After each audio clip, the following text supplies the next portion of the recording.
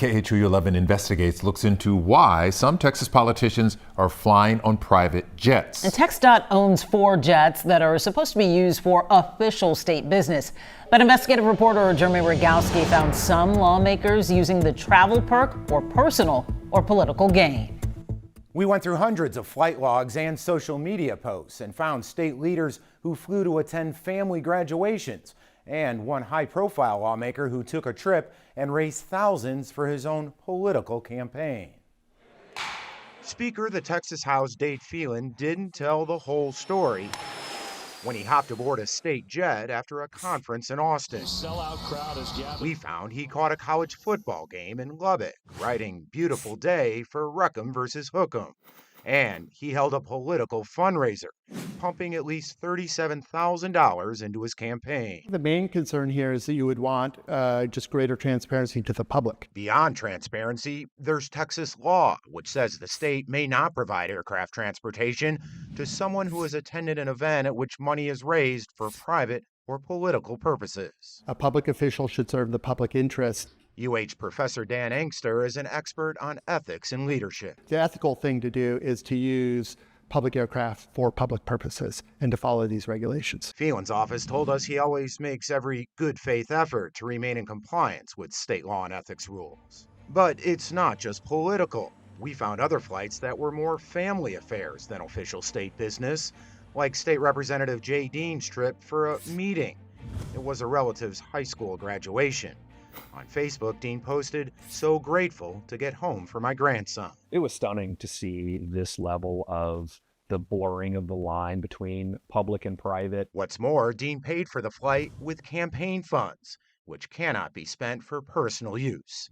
His office defended the trip, saying taxpayers did not bear the travel costs, and at the graduation, many constituents and local officials were on hand. This does not pass the sniff test. Something KHOU political analyst Brandon Rottinghouse doesn't buy. There are always going to be other constituents around, but the fact that he had family that was there, there's definitely a crossing of that line. After the graduation, the flight log shows Representative Dean rushed back to Austin the same night.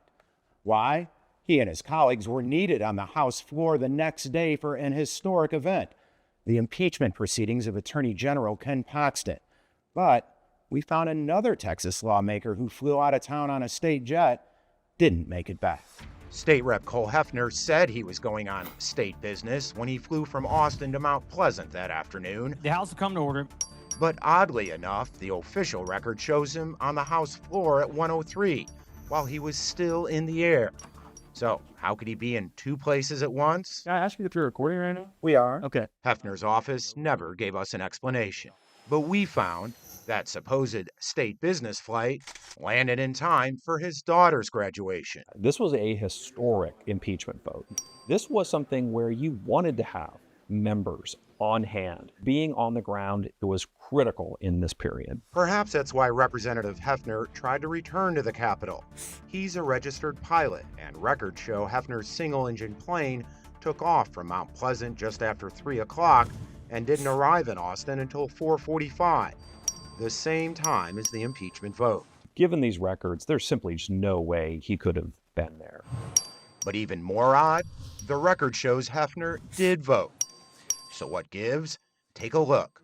Another lawmaker reaches over to Hefner's empty desk to cast his vote. Here it is again. Hefner's not there, so his colleague punches the button.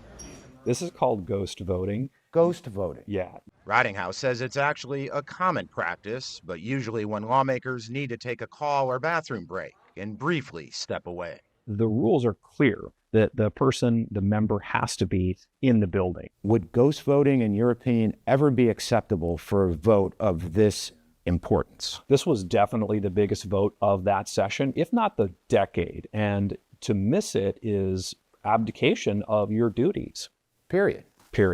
Now, records show taxpayers paid for Hefner's state-operated flight. The cost, more than $1,000. And back to Speaker Dade Phelan, a spokesperson told us his flight was paid by Texas Tech University donors. And while in Lubbock, the lawmaker discussed the university's legislative priorities. But again, the law says if you take a state plane and raise campaign funds on the trip, that is a no-no.